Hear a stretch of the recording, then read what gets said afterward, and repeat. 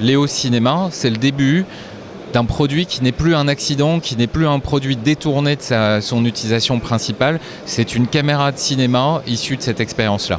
Ça représente la caméra qui répond à toutes les problématiques qu'on a rencontrées avec les boîtiers photo. Pour Canon, c'est la continuité. On reçoit des retours d'utilisateurs à travers le monde qui nous ont permis de synthétiser tout ça à travers une caméra. On passe sur un capteur qui est un peu plus petit que le 5D Mark II que tu maîtrisais. Pour toi, c'est un avantage, c'est un problème? En fait, c'est vrai que le 24-36, moi, c'est vraiment un format que j'adore en termes de capteur parce que la gamme optique photo est 24-36. Donc on utilise pleinement les optiques pour ce qu'elles sont.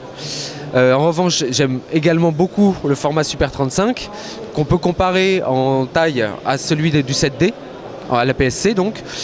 Et c'était un peu une obligation, je pense, pour Canon de le faire puisqu'il parle de nouvelles gammes cinéma et OS. Et c'est vrai que toute la gamme d'optique PL est donc en Super 35 et c'était un peu obligatoire vu qu'il y a une monture PL sur cette nouvelle caméra de travailler avec un capteur Super 35.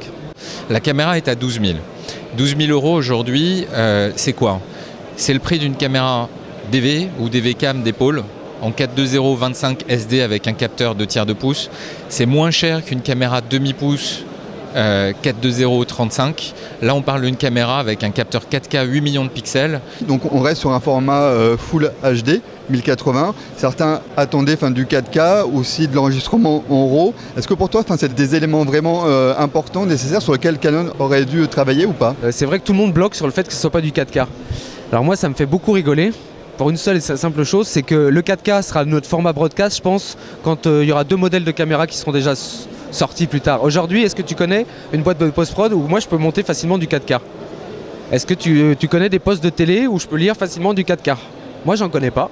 Il y a déjà beaucoup de prods encore qui ont du mal à passer à la HD. Donc il ne faut pas mettre la charrue avant les bœufs.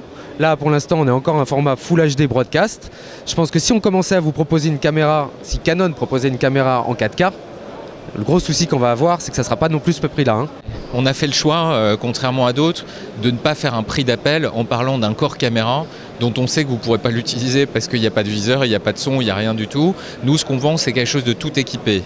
Je pense que je vais mettre en ligne une petite application iPad, beaucoup moins chère et qui permettra de faciliter un peu l'appréhension qu'on peut avoir avec ce nouveau produit.